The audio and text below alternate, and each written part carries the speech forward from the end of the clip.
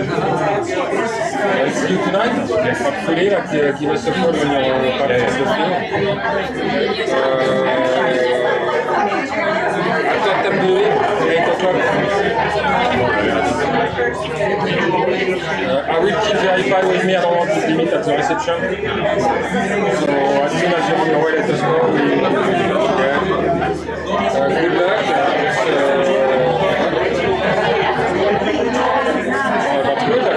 good. Good luck to you. Oh, really, come on. It's a 2-minute flirtation with Puri Canal, so.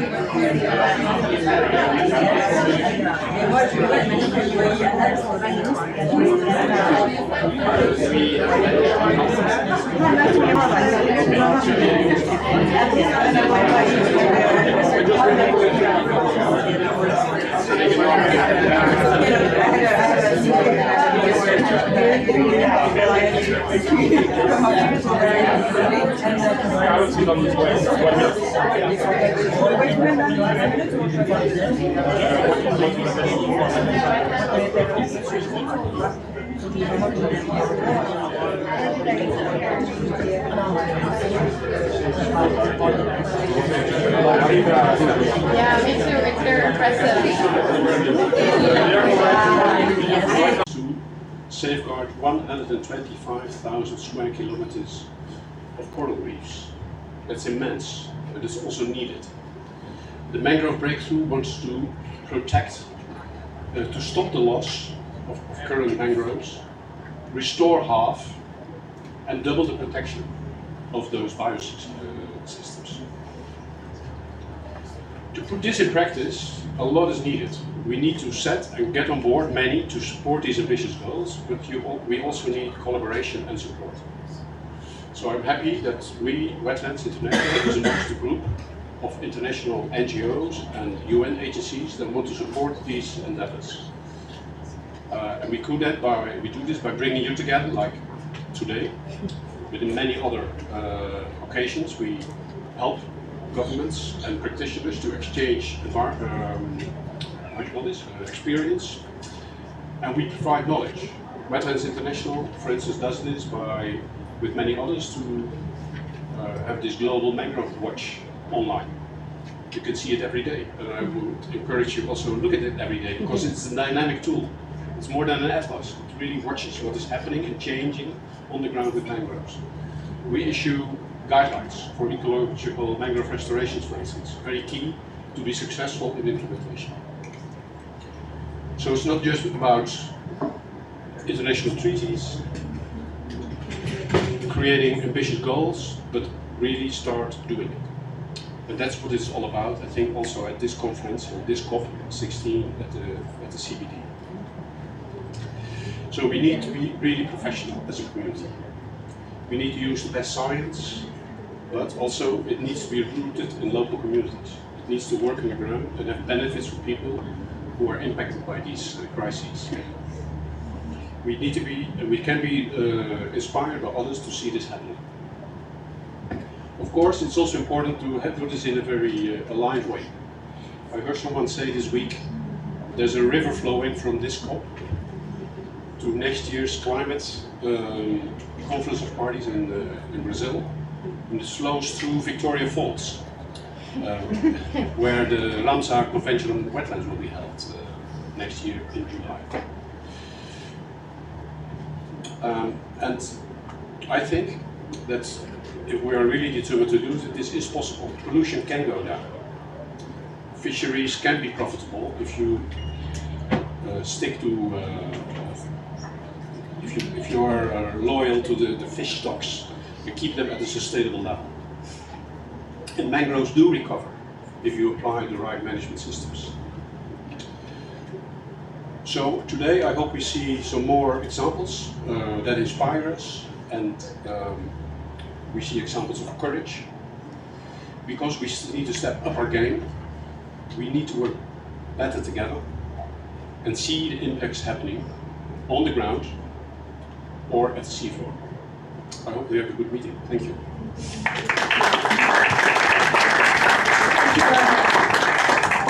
Thank you very much, Han. Thank you for your leadership, your very clear call to action. I have just been made aware that this is also live on the ICRI YouTube, and I want to apologize to the people following us online, because apparently I was standing right in front of the camera, so they've just had a big headshot of me for the last 5 minutes. You're welcome. So yeah, it's time that we actually dive into this inspiration, dive into this implementation. It is now indeed. So let me call on our first panelists to showcase a little bit of progress that has been achieved in the last year or so with regards to the ambassador for the mangrove breakthrough. I would also like to call Amy Franco, Executive Secretary from the Convention on Migratory Species, and Aaron Ige, also Aaron from the Kelp Forest. You're very tall, I don't know how I can miss you. Okay. Ironically, if I stand, we're the same height. Wonderful. Okay. So, we're talking about implementation. I love that we have a full house, because this really highlights how much momentum we can get behind marine conservation and the great work that is being done on the different marine ecosystems. So without further ado, we want to really understand the progress that has been made. And of course, you know, since we're in Colombia, Carlos, I have to start with you. You have been championing, of course, you're former Minister of Environment of Colombia, and you have become the greatest ambassador for the mangrove breakthrough. I see you running around everywhere from New York to Colombia, and getting us all very excited about the mangrove breakthrough. So thank you, first of all, for your commitments. And can you share with this fantastic audience what's so amazing about the mangrove breakthrough? Well, thank you, Lorelei, and hello, everyone. Big hug to all my colleagues from the Mangrove Breakthrough, Ignace, there's Gonzalo, all these great teams, Steve, well, a lot of people that day by day are working to protect mangroves. Lorelei, I always start with four numbers. Do you know the 4 numbers? I'm not asking you. So, okay, you got it. So the 4 numbers that I like to start are 15 million hectares of mangroves all over the world. That's nothing. Just to compare to one state here in Colombia, our Amazonas department has 12 to 13 million hectares. And we only have 15 million hectares in the planet of mangroves. We need to protect 15. Second, double protection. So we need to go from 40% to 80% of our mangroves in protected areas. And this is what the COP is about. You know, the 30, before 30, how are we going to implement, what resources do we need? And then the third number is restore half. We have lost more than 1 million hectares in the last 30 years. We need to restore half of that. It's about 400,000 hectares of mangroves. And then the fourth, and here we need a lot of help for all of this, especially to get $4 billion to do this. And that's nothing, that's about 0.4% of the commitments that we have for 2030. That's nothing. I mean, 100 billion every year, and the mangrove breakthrough, 4 billion for 2030. Nothing. So we can do it together. That's why you're here, that's why we are here. And then one of the most important achievements that we have made as a group together, I think that is like, first of all, is having 30 governments in 1 year, 30 governments that already signed the declaration of the mangrove breakthrough. That our goal was to have 25 governments by by COP28 in Dubai, and we had 30 governments. Now we are working with national governments and subnational governments too. They are very important for these challenges that we have. Mayors, governors, presidents, ministers, but this is a multi-stakeholder initiative, so we need private sector, we need NGOs, we need academia and all the organizations. Then, launching our financial roadmap at COP28. I think that's a very good achievement that we have made. Then, the launch of the NDC task force. As you know, next year, we will have our last update for the NDCs before 2030, the last one, in 2025. So I think, Lorelei, that we have, this is a good and very important opportunity for mangroves. We need to include mangroves in all the NDCs that, well, in the countries that have mangroves. So it's a very good opportunity to do it, and with the Pew and all the team from the Mangrove Breakthrough, the GMA, the MAC, we are working on this task force to help countries to work with mangroves into their NDCs. And then Ambition Loop with the Secretariat. They're hosting the Secretariat of Ambition Loop and the Advisory Council. Those are milestones that we already have in also almost 1.5 years. It was, the Mangrove Breakthrough was launched in 2022, and now I think that we have a very strong coalition. We need you to work hand in hand with our team, and I think that that's it. I'm happy to be here and to be working with all of you. Thank you so much. I think we can give Carlos a big round of applause. Thank you very much. It is indeed very impressive because you're on all fronts. You're mobilizing governments, you're mobilizing investors, you're getting the... Since day one, and this is the busiest the Pavilion has ever been. So thank you very much. And I appreciate there's a packed schedule for ocean, so thank you for giving your precious time for coral reefs. So as was mentioned, the Coral Breakthrough is really between ICRI, GFCR, the high-level climate champions, but also is developed by an expert working group of over 30 experts convened to sort of ensure that 5,000 kilometres squared.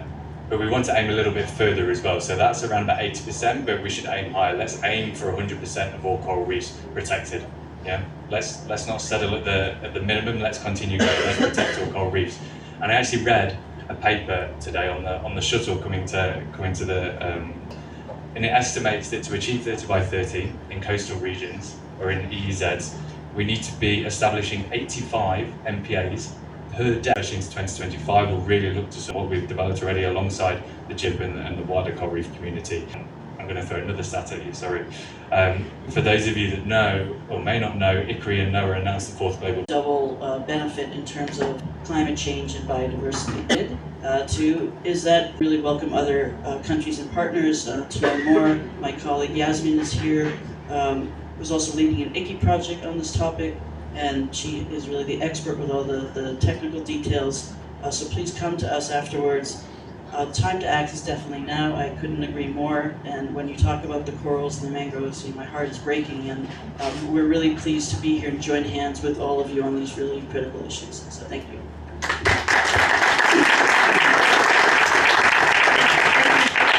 Thank you very much, Amy, and welcome to the Marine Conservation Breakthrough family. And we look very much forward to knowing more about the seagrass. And the communicators in the room need to launch some glamorous, sexy campaign to make seagrass more well known around the globe. So we count on you guys. Now, let me turn to another ecosystem.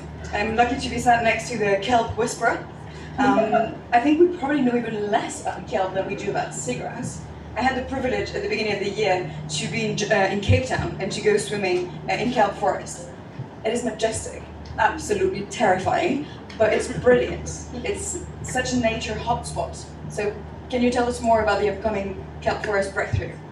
I certainly can, and I like to do this little poll when I have a talk, and I have high hopes for this room, but who knows what a kelp forest is?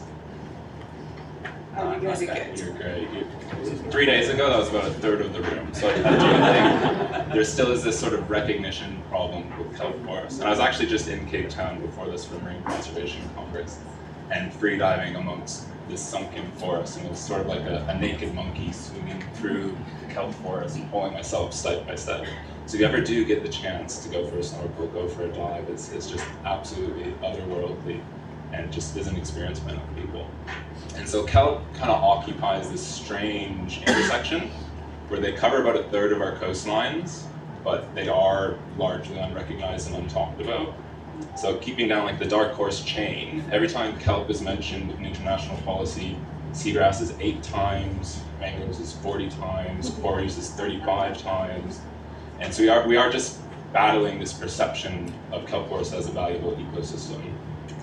And that's where we really started the Kelp Forest Alliance, was to try to bring together people working in kelp conservation. Because we're a smaller group, we're a passionate group, we're a little bit oddball, a bit niche, a bit different. We love our kelp forest, but we created the Kelp Forest Alliance to create this global community of practice, and we started looking at the Bond Challenge or the Mangrove Challenge and asking, how do we do this for kelp forests? Which government agency do we get to? How do we go to Geneva? How do we talk to the UN? How do we make the breakthrough, so to speak? And we kind of decided just to do it ourselves. So we took a grassroots approach. We consulted with about 250 people working in kelp conservation all around the world, in about 22 countries.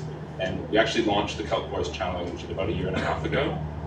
And so that was in a global call to protect 3 million hectares of kelp forest and restore 1 million hectares of kelp forest by the year 2040. We've given ourselves a bit more runway. We do have sub-goals for 2030, but we wanted a longer time horizon because we really are just getting started in kelp conservation. So we just released the State of the World's Kelp Report 3 days ago, and that event where only a third of people knew about kelp forest. And what we found is that we've at about 2% of our target for restoration, so we have to get those 98 other percent in the next 16 years. And for protection, we're doing a bit better. We have about 16% of the kelp biome to date in some form of protected area, but only about 2% of that is highly or effectively managed protected area, and a large section of it is just unclassified or unknown to that's actually doing direct benefits to the kelp ecosystems in those regions. And when I say those regions, so kelp is really the sort of temperate fabric of a lot of rocky reef ecosystems, right? So it's London, it's Sydney, it's Tokyo, it's Cape Town, it's Santiago.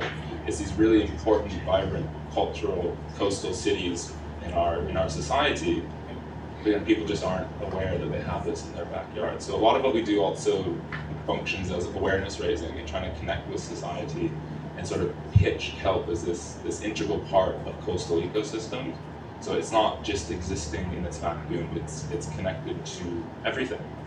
If you live in Sydney, kelp forest are what are helping you go surfing, what helping you go fishing, helping you go kayaking, snorkeling, swimming, it's all part of the system. And so we try to take a really holistic approach to this. And in addition to the area-based targets, we've created mechanisms for other groups to get involved or out there and really publicize kelp forests and everything that they're doing for us. So we're really trying to pitch this as a whole societal effort. It's not just government, it's not just researchers, but it's everybody who can get in, play their part, and help with kelp. And as we move forward, we're now trying to get kelp represented in these national biodiversity strategy and action plans. We've created a global conservation to meet these goals. You can find all this information on kelpforestalliance.com. And we'll soon start working on creating national level strategies and action plans with that on the ground who are living, working, experiencing kelp forests and creating the strategy to help the countries and really try to bring it to the international level. You know, it's a bit funny that I'm probably the only person representing an ecosystem that covers 1/3 of our world's coastlines at the Global Biodiversity Conference. Hopefully that changes very, very soon, because there are many people working on kelp forests, they're just not here and they're not in the room. So if there are any opportunities that we found, we'd be very, very happy to help facilitate that conversation, because there's a ton of work going on in kelp conservation, kelp education, art, outreach, community-led, indigenous-led efforts. So we'd love to be integrated into this beautiful marine conservation. NDCs and NBSAP, and how the linkages are being developed to take the action forward. So, Ms. Hiba, let's start with you. Thank you very much. And first of all, let me thank you for inviting the UAE to such an event. What an amazing group of people, and we were really inspired to see the ecosystem specialists come and speak about all the breakthroughs and all the initiatives for each and every ecosystem that is pretty close to all of our hearts, especially when it comes to their protection. If I'm going to speak about the UAE, as you know, the UAE, thankfully, we've always had we've always had a leadership that was known for its needs to protect the environment. Our father and President Sheikh Zayed was known to be the man of the environment. So he was really passionate about protecting the environment. So it comes easy to our government to put the environment and the protection of these ecosystems at priority for the UAE. So you've asked how can we add these priorities to our NDCs. The UAE have already added seagrass, added mangroves, coastal ecosystems and nature-based solutions to our NDCs, because we do believe that if you invest in nature, that's the best investment of all. And the fact that when we talk about climate action and we talk about the climate agenda, we cannot speak about it without speaking about nature conservation and nature protection. So that's why we have aligned our NDCs as well with our MBSAPs. We, by the way, announced our MBSAPs in COP28 during the climate negotiation as well. We've set our targets quite clear in the MBSAPs, which made us as well make sure there is a linkage between our MBSAPs and our NDCs. And we have also, perhaps about less than a month ago, presented as well how the UAE made clear linkages between our MBSAPs to NDCs, and we are hoping to help other communities as well, and the Global South do the same and put nature at the front of the negotiations, especially when it comes to climate as well. Thank you, Hiba. It's critical that we have climate change and biodiversity, all this integrated in NDCs and NBSAPs. Because what happens at times, we think by just conservation and all those elements getting into that and ignoring climate threat, which can, regress us. So, is it at my end or? I believe so. So that's critical, because otherwise all these gains, we know if 1.5 degrees, if we don't achieve that, nature will stop working. We already have seen that coral reefs are not, doing their job, what is ecosystem services properly. Guardian report, many of you might have it came last week, that many of the ecosystems are not absorbing the carbon sink. So it's critical that we have integrated approaches. Otherwise, we might have done one good thing and that climate change will just, put us back to square. Now, let's come to Commonwealth. How you are trying to integrate and plan these elements into your planning, investment, and other aspects. So over to you, Nicholas. Thank you. And I'm not speaking on behalf of one government, but I am talking about the work we've been doing with 49 governments that have a coastline in the Commonwealth. So Commonwealth has 56 countries, about a third of the world's population. 49 of our members have a coastline. And we've got about a third of the world's national waters, so EEZs within the Commonwealth. And we've got 25 small island developing states, or large ocean states really, because their marine estate is so much more vast than their land area. I mean, take Kiribati in the Pacific, which collection of islands scattered over the Pacific Ocean. It's got 811 kilometers squared of land. And it's got an EEZ that is 4,000 times that, about the same width as the continental US. It is a big ocean state. So we're working with these countries around the world, and really they have a lot of ambition. Our countries care about the ocean deeply. So in 2018, they got together and said, we want to express that through the Commonwealth Blue Charter, which was adopted at the Heads of Government meeting in London in 2018, which really set out that commitment to cooperate together for a sustainable ocean. And since then, we've been working with countries to develop 10 action groups, championed by 17 countries, working on a whole range of topics, including coral reefs and mangroves, and reef protected areas and ocean climate change. There's a whole range of things in there.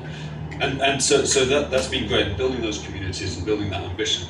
And I've just come back, I've literally flown in this morning from Samoa, where the latest Heads of Government meeting has been. And on Saturday, which seems like 2 days ago to me, but it was only 1 day ago to you,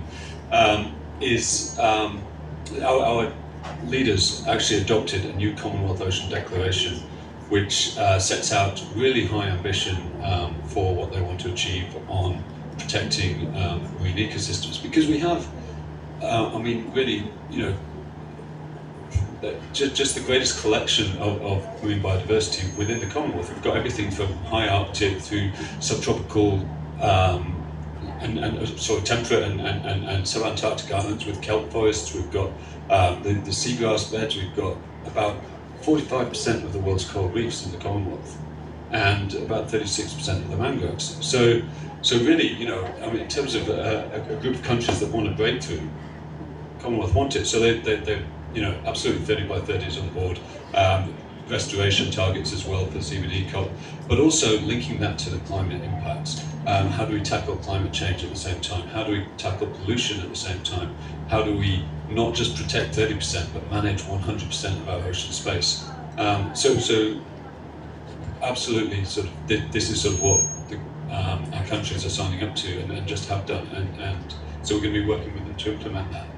But then, it's all very well having these commitments, but how do we implement it? And so the Secretariat works very closely with countries around bringing them together, sharing best practices, helping them learn and share information, and then to dig deeper, provide technical assistance in terms of developing policies and policies that cut across the whole of government, because you can't just work in one silo to deal with most of these things. that they are cross-cutting across government. So back in April, we had the first ever ocean ministers meeting in Cyprus. Most governments don't have an ocean minister. A few in the Pacific do, but most don't. And so by bringing them together, governments had to say, well, this minister is going to speak on behalf of our country for the ocean as a whole. And so, so it's really providing that whole of government approach to the way we deal with things as well. Thank you, Nicholas.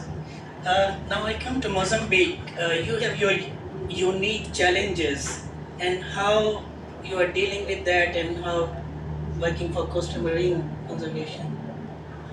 Thank you very much for inviting Mozambique to be in this panel and to share part of the breakthrough and how it evolved the situation that we are trying to adapt, because we need to create all the mechanisms to adapt. Maybe starting to tell where Mozambique is. Most of people, they should not be knowing where is the location, but the location is the one telling what is happening in Mozambique. We are in between Madagascar, because everyone sees, then in the western part of Africa through Madagascar, then we have the Mozambican Channel. And we are there, as we have been classified on the top 10 sensitive area for climate change, especially drastic natural events, especially regarding the weather. Those things now is not only a joke to make people believe or not. If you go to some coastal line, everyone knows now the word of climate change, because they believe and they have been part of the event, or they had suffered part of the event. Years ago, we have one of our central city was hit in the same period for 3 cyclones. And there were people who lost everything. And in that time, when they come and ask what's happening, the people said, yeah, it's a natural thing, but we don't know why now it's having this high frequency rate. The year after, again, some cyclone hit the same city. And the communities that were interviewed by our local television, one of the community residents asked, you should ask our government why all those cyclones are being directed to have had their highway in our town. Because all the cyclones, every year they come, they hit our town. And they said, okay, the nature is being changing, but part of those changes on the data is part of our behavior as human. And then from there on, the government, local government, central government start to engage with people to show what are the wrongdoings and why we need to combine, not only to preserve our nature, but also to avoid that climate change will hit us. In that area, like Mozambique, have 3,000 kilometers of coastline, and around 60% of our population are living in the coastline. The pressure to natural resource on coastline, especially mangrove, is very high. And we have to fight, we have to educate, and we have to put measure for community not to use mangrove in a not sustainable way, because most of people rely for their house income regarding to mangrove products. Like they cut timber, they do fishing around mangrove, and they do a lot of things, but sometimes are not sustainable. And we had shown them, and most of now we are lucky that most of community had believed that the area where the mangrove was depleted, the effect of climate change is higher than the other places, especially regarding to the waves on those things. And then we start to work with them. What measure we start from? In this 5 years ago, the government had approved our national land use plan. That was the first step to see where we have to put development, where we have to put settlement. And after we have the land use plan, we have developed, again related with that land use plan, the ocean spatial strategy and plan that we called it. For our economic zone, there is a national plan how those things have to be used. And that was a consensus for all people agreed. And then from there, we start doing some other policies and regulatory frameworks. One of those is to start to have a blue economy strategy. We put it in operation. And beside the blue economic strategy, then we have a strategy for restoration of mangrove. So whole this conversation, please. Thank you. Thank you, Caroline. So yes, I mean it's a COP of implementation. So finance will be critical, is critical to this agenda, and I'm delighted to have a really diverse panel of different sources of funding. That if we, organize them, work together, stack the capital together, I think we can do some, really improvement in financing these breakthroughs. So I would like to invite the colleagues. First of all, Paulina Villalpando from HSBC, Ilen Merovic from IDB, Pierre Bardot from UNCDF and the Global Fund for Coral Reef, and Emily Small from Bloomberg Ocean Fund. Please.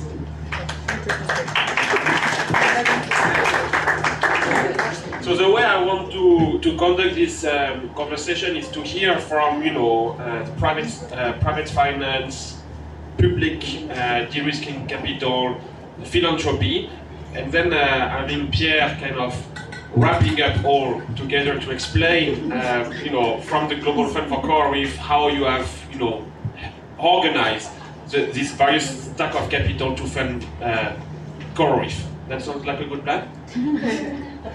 Pierre? Yeah. So, the first question is to you, Paulina.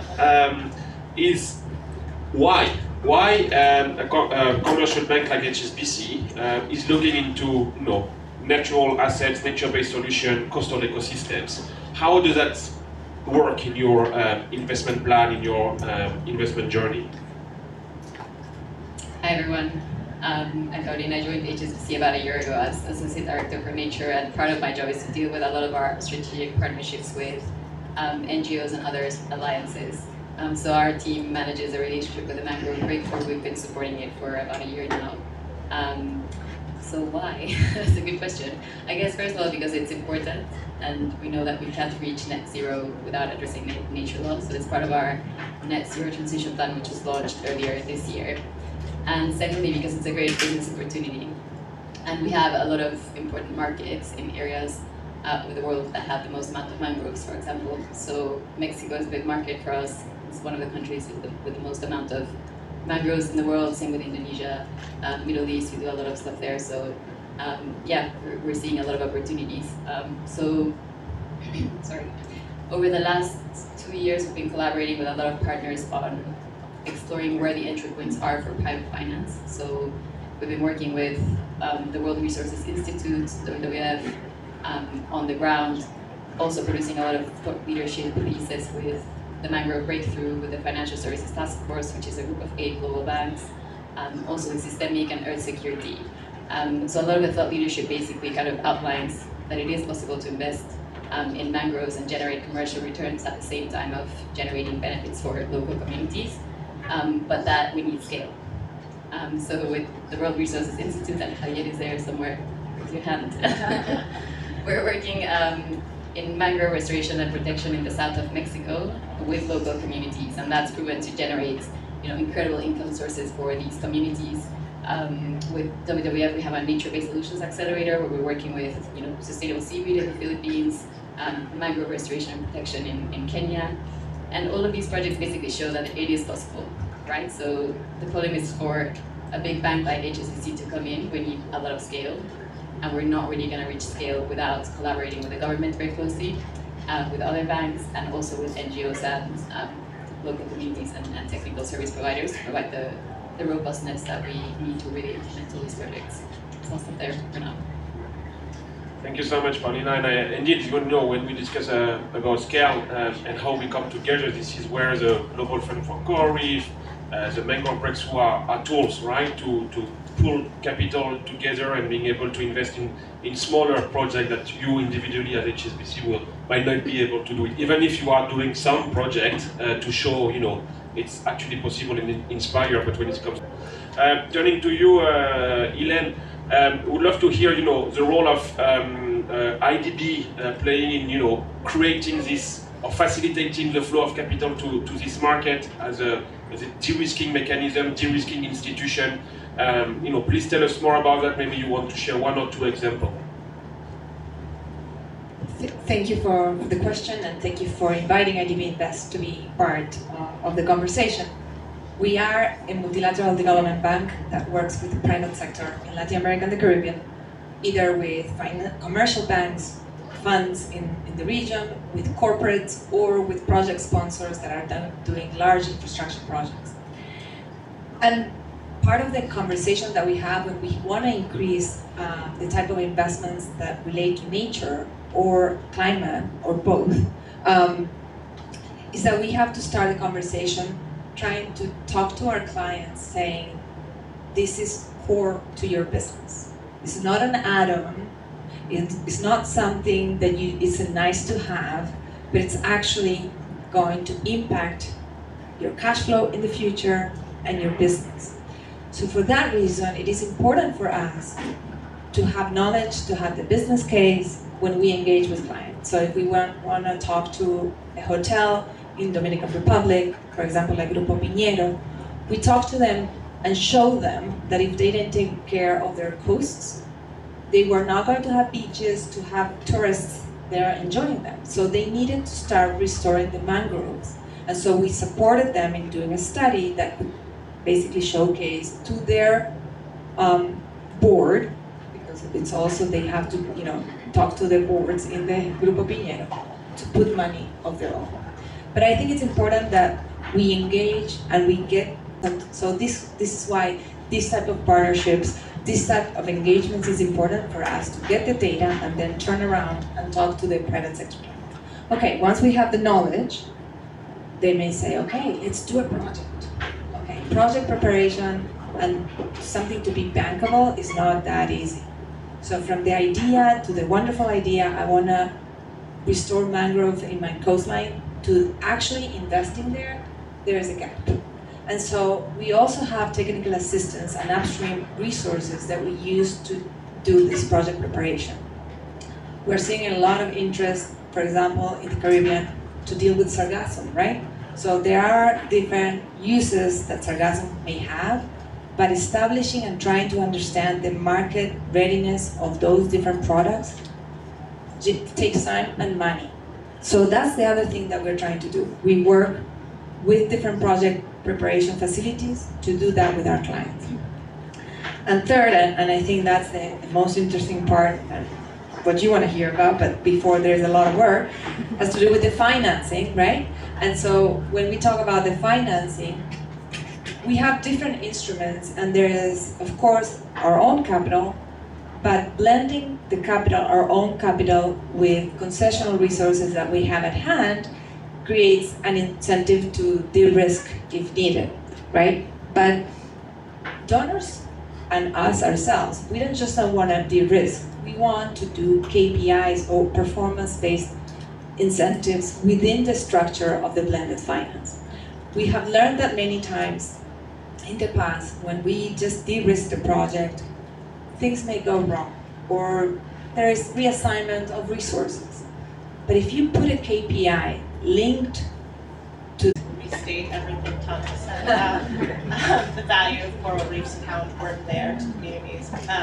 But I'll say that's a central part of our strategy, is supporting local communities. And that's the main reason we've sort of taken this approach to protecting coral reefs and sort of doing things on the ground.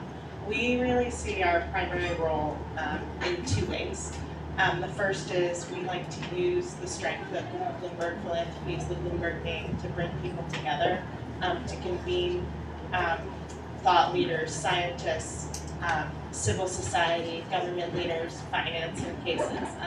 The case I have of that is really the way we started our coral reef program, which was brought a bunch of people together, got them in the room and said, what would be a new way to think about protecting coral reefs beyond place-based conservation, beyond just sort of going in and doing one small piece. And so we actually took, this is interesting, how do I state this in a way that doesn't sound kind of silly, but we have the 50 reefs portfolio that guides our strategy. And so this is actually a portfolio of reefs that was identified, and I'm reading now because I don't want to get it wrong, using a Nobel Prize winning economic theory, modern portfolio theory, to create a balanced portfolio of reefs to maximize returns. It's funny because some people in the room probably are like, you're really saying that at too high a level, and some people probably think it's a little bit, I forgot there were finance people in this room.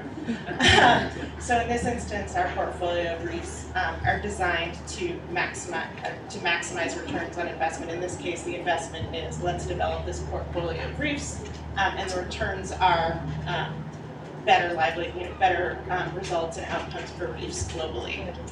So that's sort of a thing we like to do. So that was sort of the start of our journey. And then the other thing we really like to do to think about the role of philanthropy is, again, how do you de-risk an investment?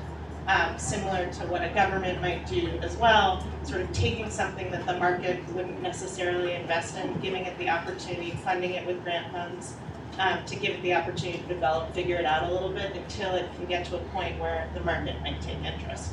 And that's actually the main reason we invested in the Global Fund for Coral Reefs. There you've got that kind of private fund. We're invested on the grant side. The idea for us is if we can help with our grants to sort of catalyze the markets, that then the investment fund can quote unquote pick up. That's sort of our role, to sort of give training wheels, I guess, to the market in a certain sense. I'm just going to check my notes and make sure I haven't missed anything critical. Yeah, I mean, again, the other thing I just want to say too is, like, sitting here on the sidelines of the CBD, where we know finance is such a critical gap, and there's just such a need for more investment. We all have kind of such an important role to play, not just in figuring out the projects, but in really catalyzing the investment. I mean, Tom stated some of the facts earlier on corals, with their value of their services is 9.9 trillion per year. So thinking about their value to the economy and some of the things that we talked about how you might actually, it's not just protecting coral reefs, it's really protecting the global economy. And the breakthrough targets have kind of been super helpful, I think, in terms of catalyzing some of that commitment and bringing more people into the space. I think we'll leave it there. Thank you so much, Emily. I know that so it's very clear there is a lot of role, right, and opportunities for philanthropy, for commercial banks, for multilateral. Now, back to you, Pierre. How does the Global Fund for Coral Reef is financial tools to help articulate these various sources of finance?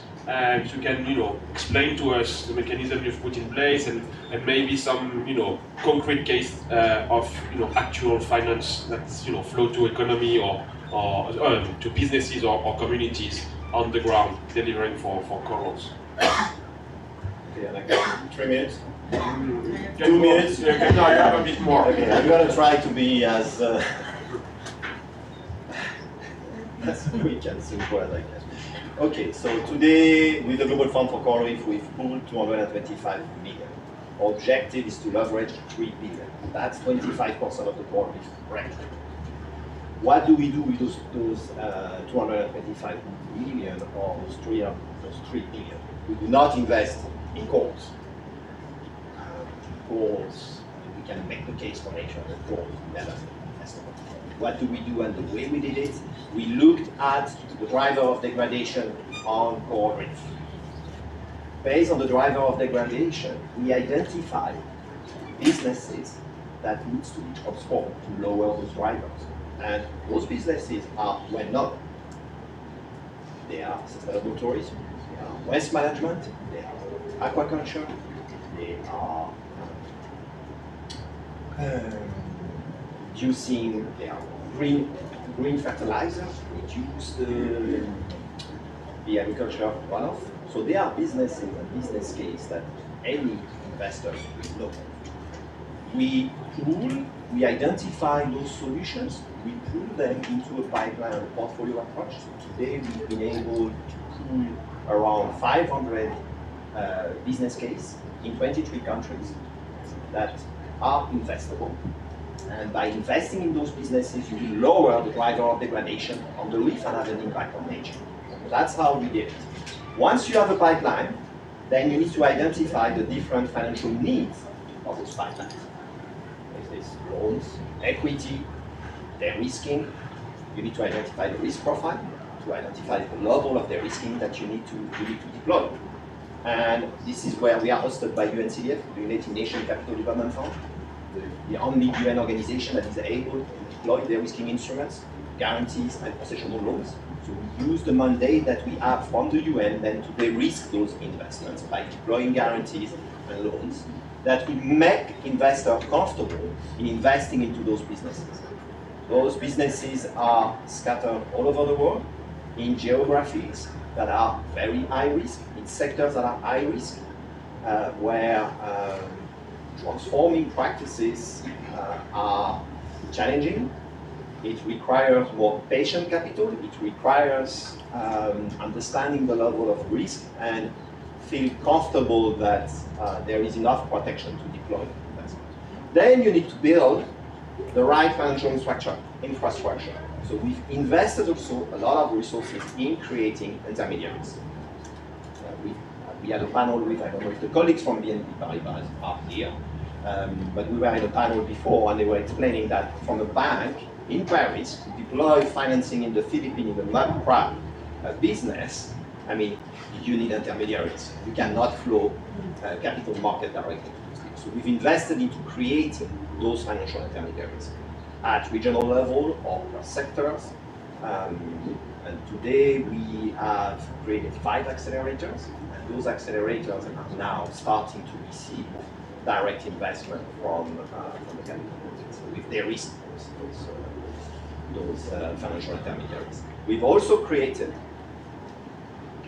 specific tools for a specific type of investment. We talk about sargassians. We've actually made an investment into sargassian in Mexico, and we've done that to our equity fund. So we've been able to deploy 5 million in equity into sargassian's company, and we've coupled that with technical assistance.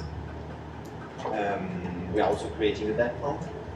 So looking at the missing middle and looking at the type of investment that will be smaller in size and with more concessional terms. So yeah, it's a whole journey. It's quite complex. We are learning a lot, but it's very exciting. And I think the Global Fund for Coral Reef is proving that it's possible. And you don't need necessarily to reinvent the wheel. You're just using what's there, and you pull the different instruments and mechanisms to be able to invest in nature.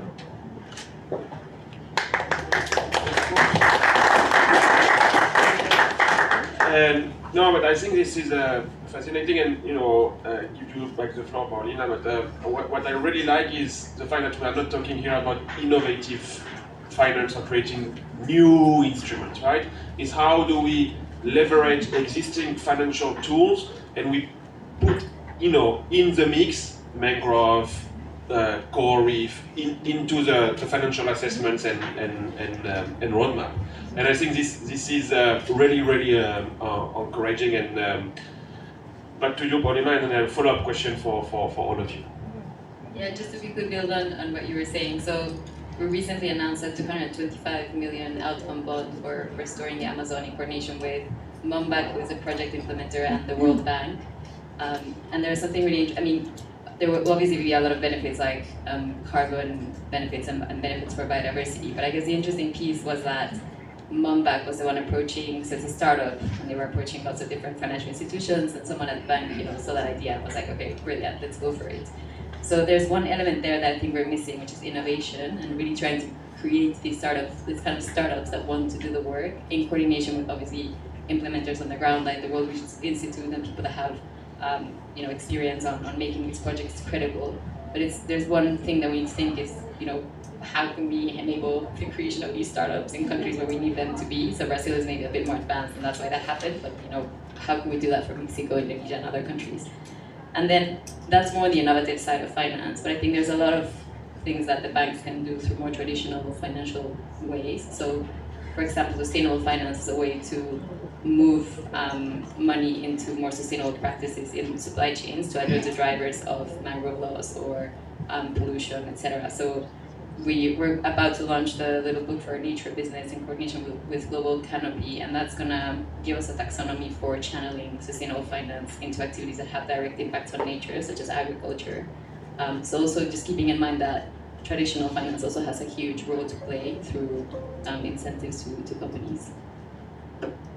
Can I compliment? I don't Make it a conversation. It's perfect. Go ahead. Okay, so to the second point that you were mentioning about sustainable finance, definitely, and tracking, knowing how to channel resources, you need the taxonomy to be able then to track how much you are investing. That's why all the MDBs, we have a nature positive finance methodology that we're testing, and actually in a few days we're going to say how much we have done in 2023, and I think that's completely right, the case of how we can channel more of the resources. But back to this topic of the blue economy and how to find innovation, I think that because you mentioned MOMPAC and we know them very well, I started thinking about how can it be that we don't have those types of innovations yet? Vis-a-vis, talking about kelp, right? One day I was with my son and looking in Atlanta, the aquarium, and I saw a whole display on how important kelp is. And then I started thinking, it's like, how is it that a lot of money is going to forestry, but not to kelp? And part of the conversation that we saw is, well, in my team even, it's like, well, it's easier to track, and to quantify with AI right now, for example, the forestry and the carbon capture of the forestry, but we haven't been able to do that, or we don't have yet the innovation or the startups of the MOMBAC of the world doing that with kelp. The moment that we have that with kelp, I think we're going to have a breakthrough.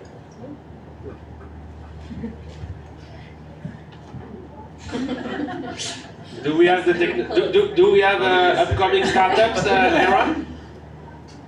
Emerging. It's very tricky. Yeah.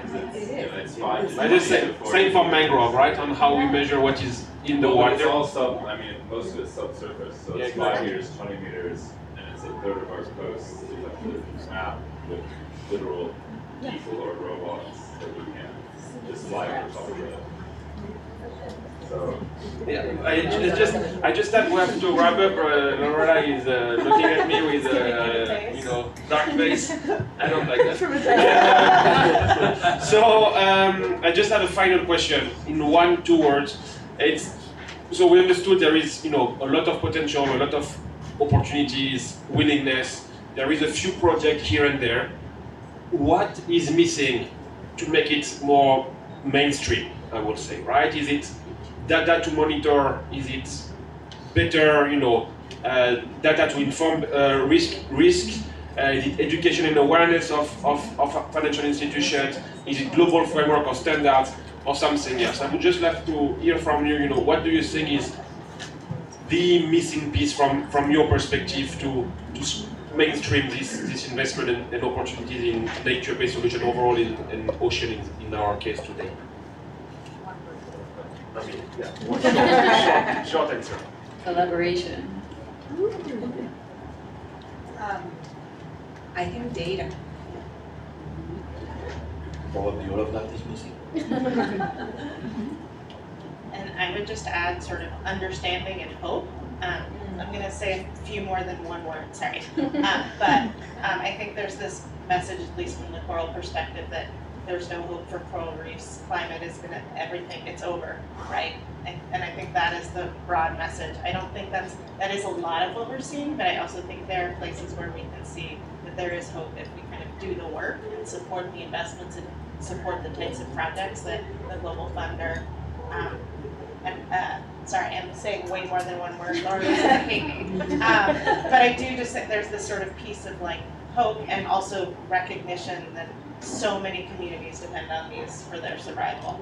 So much of our global planet, the 1 billion number that's been sort of cited again and again, these people who will no longer have the same livelihoods and coral reefs go away. So anyway, hope and fear.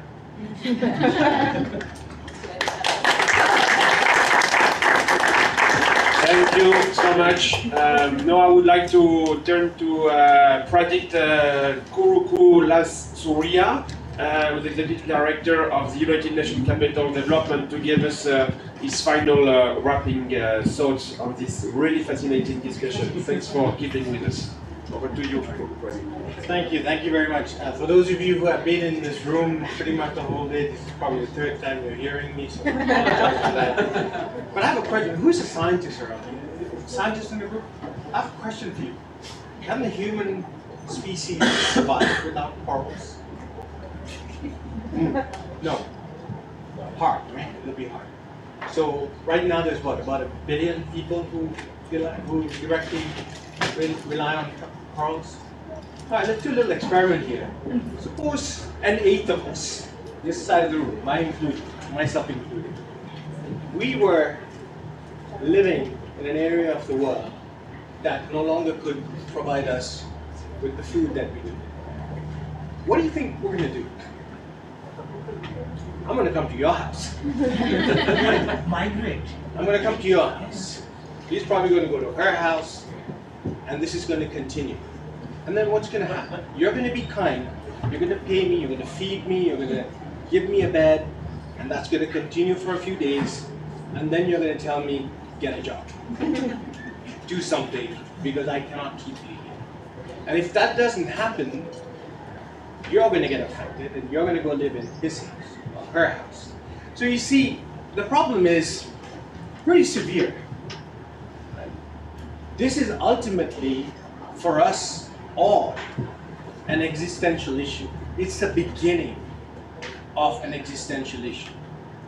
And I have to say, I'm a little bit appalled at the level of seriousness that this issue is actually taken up in the political world out there, in the financial world out there.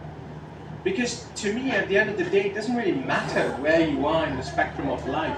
We're all going to be affected by this. And it begs the question, why isn't there more urgency to deal with this issue with the kind of gravity that it requires? Because ultimately, it's not a complicated problem here. Corals are dying. We're not doing enough to slow it down. We're not getting the money to go where it needs to go because we're talking about scale. We're talking about investability. We're talking about, difficulty in coordinating each other. I'm sorry, but is there something wrong with this? Isn't there something wrong with this? Because how serious of a problem is that? If we can't get these basic things right, which ultimately means the future for our kids. And actually, to be honest, probably the future for many of us. Except we will be older and far more feeble to deal with it. This is really at the heart of why I joined UNCDF 6 months ago. Because I cannot, for the life of me, understand why this problem that everybody's talking about, that things are not bankable, that it's hard to find the scale that we need, that you can't find groups to come together in the way that we need to. And I was frankly scratching my head, how could it be that you have a UN platform that brings stakeholders together, a UN platform that is present in more than 130 countries via partnership with the United Nations Development Program, a UN platform that is the only platform that uses grants grant money to deploy as guarantees. That's jargon, but what it means is that a UN platform that can take risks. And when you have a UN platform that can take risks, the first loss, why is it so difficult to get the larger financial institutions who are heavily regulated, who have to meet certain criteria? Why can't you de-risk for them and start doing things at scale? So I think we really have to come together, because everything I've heard in the 3 panels today, from science to the policy making and the financial solutions that we just said, none of this is unknown. We all know what needs to be done. It's just getting it done. And I really hope that from this conversation, which I'm glad my colleagues have initiated, that we frankly move beyond the words. I mean, I've been doing this for the last 20 years. This is my first biodiversity COP, and I've been doing it climate COP. I'm just frustrated. It's the same conversation everywhere. But the solutions are all known. We just have to accept that, we're not going to get greatest returns, but we have to do this. Because if we don't do this, what we lose and the impact on it is much bigger. So I hope that all of us can, put all of our usual constraints that we deal with on a day-to-day basis and come together and find those solutions, because really if we don't do it, then it's pretty much game over. So with that, I leave you. Thank you.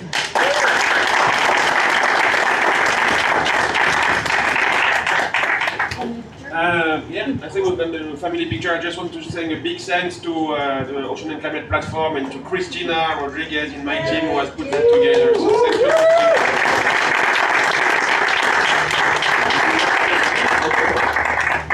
So if you want to join the family, just the 2 of us otherwise. Come, we're going to take a photo all together. We'll get the speakers to come for a picture. I'm like volunteering. Yeah, of course, you're part of the family. Thank you.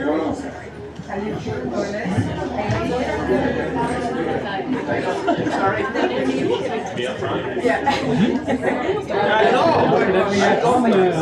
Yeah, this is the CEO level.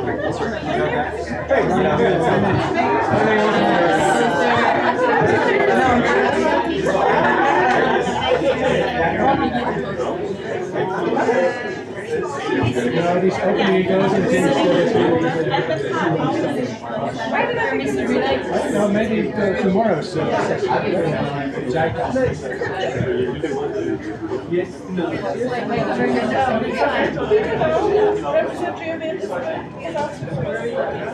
do we say? Coral, mangrove, seagrass, kelp. Kelp.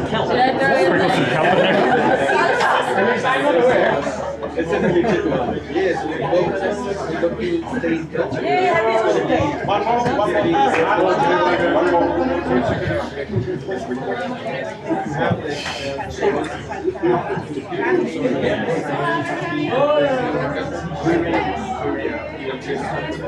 Oh, yeah.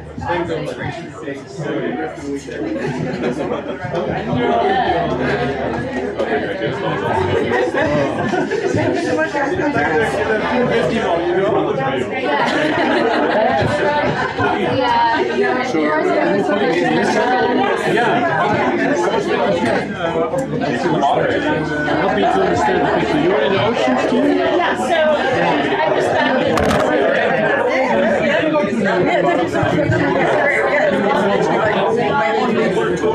people will see it.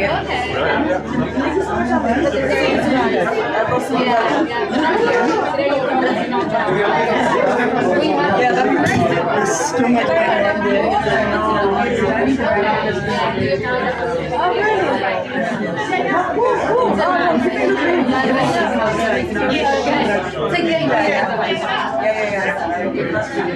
I know.